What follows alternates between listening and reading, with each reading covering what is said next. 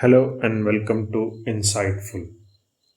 आज का हमारा डिस्कशन का टॉपिक है पेंशन स्कीम्स इन इंडिया। आज हम बात करेंगे ओल्ड पेंशन स्कीम यानी ओपीएस के बारे में, न्यू पेंशन स्कीम यानी एनपीएस और यूनिफाइड पेंशन स्कीम यानी यूपीएस के बारे में। हम कंपैरिजन करेंगे तीनों की स्ट्रेंथ का, तीनों में क्या कमियां हैं, वो क्या अपॉर्चुनिटीज़ लाती हैं और साथ में उनके क्या क्या थ्रेट्स हैं फ्यूचर में, हम इनके बारे में बात करेंगे। सबसे पहले हम समझते हैं कि पेंशन क्यों ज़रूरी है। तो पेंशन बुढ़ापे में जो मंथली मिलता है उसको पेंशन कहते हैं। जब हम रिटायरमेंट ले लेते हैं और वर्किंग एज से बाहर चले जाते हैं तो मिलने वाले पैसे को पेंशन कहते हैं। यह मंथली रूप में होता है जनरली। इससे ओल्ड एज में सिक्योरिटी जैसे कि मेडिसिन के बिल्स और बाकी चीज़ों का हम भुगतान कर सकते हैं। किसी पे कोई डिपेंडेंसी नहीं रहती और अगर हमारे पास फाइनेंशियल कंडीशन ठीक है, किसी पे डिपेंडेंसी नहीं है, हमें ज़्यादा सोचना नहीं है, तो हम एक एक्टिव सोशल लाइफ भी जी सकते हैं फैमिली के साथ या दोस्तों के साथ और एक सम्मानजनक जीवन बिता सकते हैं। जैसा कि ये श्लोक एविडेंट है, यावत वित्तोपार्जन शक्तः तावर निज परिवार रखता है। मतलब जब तक आप में वित्त उपार्जन करने की शक्ति है तब तक ही परिवार को आपसे मोह है। पश्चात जीवती जर्जर देहे वार्ताम कोपि न पृच्छति गेहे। जब एक बार शरीर जर्जर हो जाएगा और अधिक वित्त यानी पैसा उत्पन्न नहीं कर पाएगा तो कोई हालचाल पूछने भी नहीं आता। इसलिए पेंशन की बहुत ही इम्पोर्टेंस है और हम समझेंगे कि पेंशन का रिफॉर्म्स कैसे हुआ इंडिया में। तो शुरुआत होती है ओल्ड पेंशन स्कीम यानी ओपीएस से। यह पेंशन स्कीम ब्रिटिश राज के समय से ही चल रही है। उस समय में यह सिविल सर्वेंट्स को पेंशन दी जाती थी रिटायरमेंट के बाद, और उसी पॉलिसी को गवर्नमेंट ऑफ इंडिया और बाकी स्टेट गवर्नमेंट्स ने कंटिन्यू किया। आज़ादी के बाद यही पॉलिसी फॉलो होती आई। यह पॉलिसी बजट को, स्टेट और सेंट्रल गवर्नमेंट के बजट को काफ़ी प्रभावित करती थी।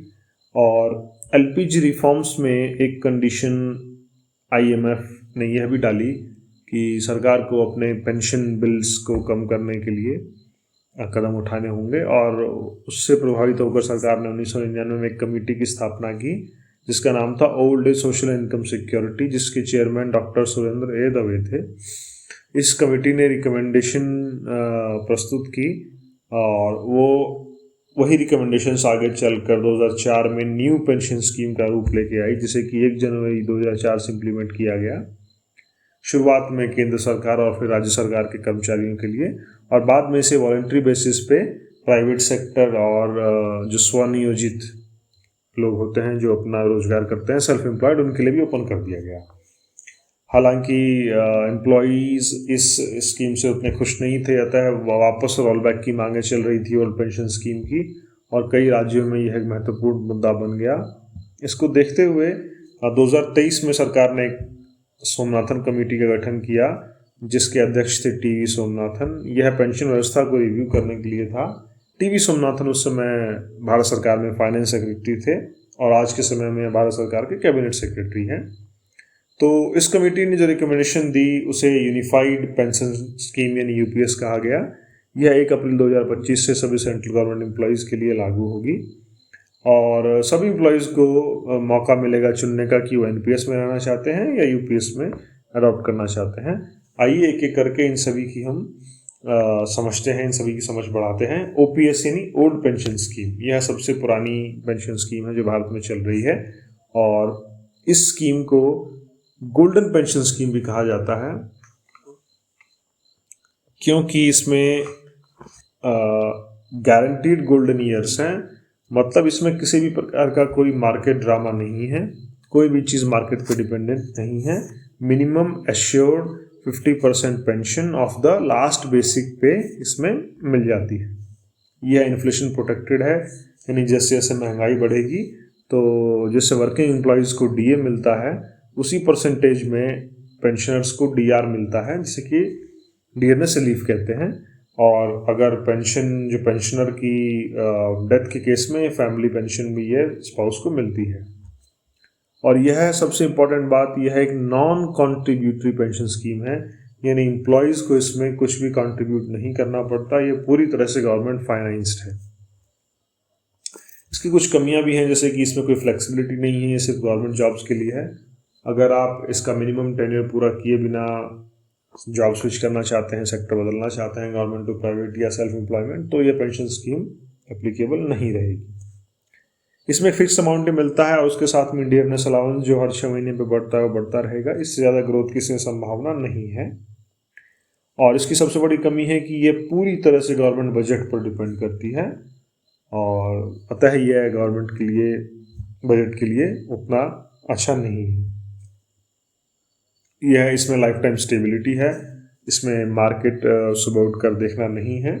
मिनिमम एश्योर्ड पेंशन है वो मिलेगी ही मिलेगी, और जो पैसे, ये नॉन कॉन्ट्रीब्यूटरी स्कीम है, तो जो पैसा बचता है उसको हम कहीं पे और भी लगा सकते हैं, जैसे कि पीपीएफ या अदर स्कीम्स में लगाकर हम और बेटर इन्वेस्टमेंट कर सकते हैं ताकि बुढ़ापा और अच्छा हो सके।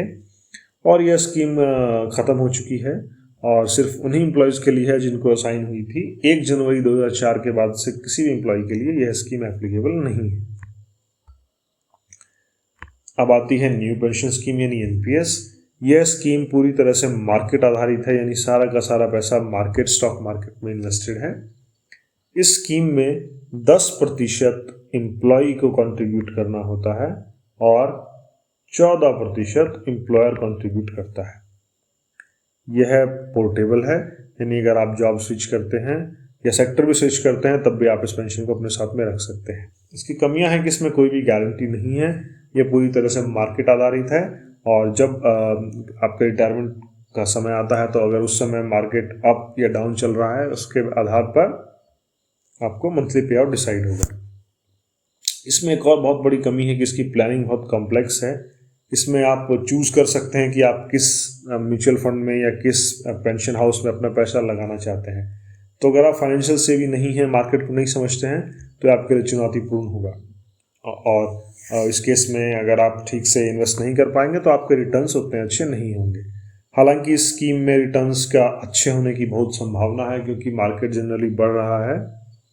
और अगर हम स्टैट्स देखें तो पिछले करीब 10 साल में एवरेज मार्केट जो सेंसेक्स का रिटर्न है वो 15.5% है, और अगर हम वहीं पे देखें तो पिछले 10 साल में जो जीपीएफ का रिटर्न है एवरेज वो 8.60% है, यानी लगभग दुगने तक पहुंच रहा है न्यू पेंशन स्कीम में मार्केट बेस्ड रिटर्न्स। तो आप चूज़ कर सकते हैं कि आपको कितना इन्वेस्ट करना है।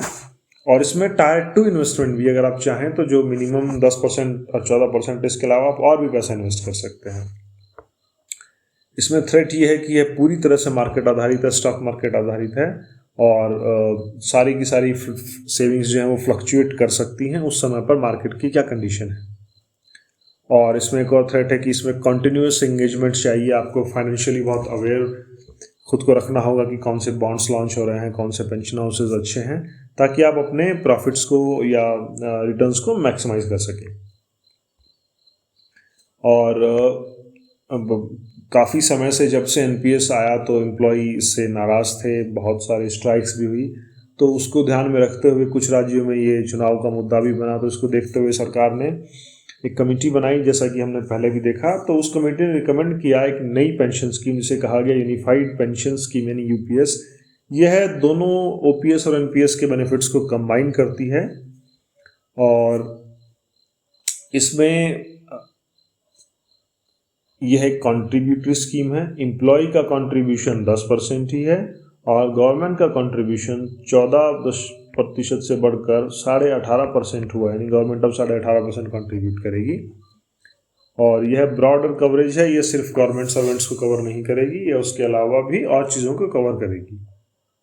इसकी कमियां ये हैं कि अभी भी डेवलपिंग मोड में है और अभी तक इसके सारे नियम और इम्प्लीमेंटेशन मैनुअल पूरी तरह से अभी लॉन्च नहीं हुई है, ना तो गजट नोटिफिकेशन आया है, यह इसे सिर्फ कैबिनेट से मंजूरी मिली है और इस पर सभी नियम अभी अवेटेड हैं। इसके रिटर्न्स थोड़े से शायद मॉडरेट होंगे, जो कि एनपीएस जितने नहीं होंगे, पर हाँ ये जो है सिक्योरिटी ऑफर करेगी कि मिनिमम पेंशन जो लास्ट पे विड्रॉन होगी उसका 50% ज़रूर मिलेगी। यह बहुत इंक्लूसिव है, यह सिर्फ गवर्नमेंट सेक्टर नहीं और भी लोगों के लिए अवेलेबल है। और इसमें एक बीच का रास्ता चुना गया है जो कि बैलेंस है, रिस्क और सिक्योरिटी दोनों को बैलेंस करता है। अतः एक तरह से यह स्कीम ज़्यादा लोगों को अट्रैक्ट कर सकती है क्योंकि इसमें एक बैलेंस स्ट्राइक करने की कोशिश की गई है। हालांकि इसमें कुछ चुनौतियां भी हैं। इस तरह की स्कीम्स जो कि लॉन्ग टर्म इन्वेस्टमेंट होती हैं, इनकी सफलता और असफलता के बारे में और चुनौतियों के बारे में काफ़ी बाद के वर्षों में पता चलता है। वही यूपीएस के साथ भी है। तो अभी तक ये इम्प्लीमेंटेशन चैलेंज के दौर से गुजर रही है। ये कैसे होगी, इसमें डिले भी हो सकता है और इस पर अभी तक कोई भी नियमावली नहीं आई है। इसकी लॉन्ग टर्म सस्टेनेबिलिटी भी अभी पता नहीं है कि इस तरह से बैलेंस कर पाना सरकार कितना कर पाएगी। नहीं, आइए इस स्कीम को और डिटेल में समझते हैं। यूपीएस जो है वो एक हाइब्रिड मॉडल स्कीम है। Best of OPS and NPS दोनों को कंबाइन करके बनाया गया है। यह ब्रॉडली कवरेज करती है, सिर्फ गवर्नमेंट सेक्टर के लिए नहीं होगी, प्राइवेट सेक्टर के लिए और बाकी जो सेल्फ एम्प्लॉयड लोग हैं उनके लिए भी स्कीम अवेलेबल होगी। इस स्कीम में गारंटीड मिनिमम पेंशन है, यानी 50% बेसिक का मिलेगा ही मिलेगा। इससे ऊपर अगर मार्केट है तो बहुत अच्छा, नहीं तो यह एश्योर्ड है। इसमें ग्रोथ मार्केट लिंक्ड है। पैसा इसमें भी स्टॉक मार्केट में ही लगेगा, लेकिन स्टॉक मार्केट खराब हो जाने की स्थिति में गवर्नमेंट 50% पेंशन इंश्योर करती है। यह भी जॉब्स में पोर्टेबल रहेगी और इसमें 10% एम्प्लॉय का कंट्रीब्यूशन होगा और 18.5% एम्प्लॉयर का कंट्रीब्यूशन होगा, जो कि एनपीएस में 10 और 14% हुआ करता था। इससे गवर्नमेंट को फाइनेंशियल बर्डन कम होगा, जिससे कि गवर्नमेंट बाकी सेक्टर जैसे कि डिफेंस, इंफ्रास्ट्रक्चर, हेल्थ, एजुकेशन पर खर्चा कर पाएगी और यह स्कीम लॉन्ग टर्म में सस्टेनेबल होने की संभावना है, जो कि एम्प्लॉयर्स को भी इजी होगा और एम्प्लॉयज़ के लिए भी मिनिमम 50% इसमें इंश्योर्ड रहेगा। और सबको यह ऑप्शन दिया जाएगा जब ये स्कीम लॉन्च होगी कि आप यूपीएस में रहना चाहते हैं या माफ़ कीजिएगा एनपीएस में रहना चाहते हैं, यूपीएस में स्विच करना चाहते हैं। यह स्कीम अभी भी डेवलपिंग है, पूरी तरह से अभी लॉन्च नहीं हुई है, अतः पता नहीं है इसके क्या नियम होंगे। इस पर अभी और अधिक जानकारी अवेटेड है। आइए हम आगे समझते हैं कि किस तरह से यूपीएस ने, हमने देखा कि ओपीएस क्या है, हमने समझा कि एनपीएस क्या है और हमने ये भी समझा कि यूपीएस क्या है। अब आइए आज का क्वेश्चन मार्क। एक प्रश्न है, which state of India never switch to NPS, यानी वह कौन सा राज्य है भारत का जिसने कभी भी एनपीएस को स्विच नहीं किया, हमेशा ओपीएस में ही रहा। अपने उत्तर को ज़रूर हमें कमेंट करके बताएं। आपको वीडियो कैसा लगा वो भी बताएं और देखने के लिए बहुत बहुत धन्यवाद। कोई भी प्रश्न हो ज़रूर हमसे कमेंट में पूछिए। Thank you.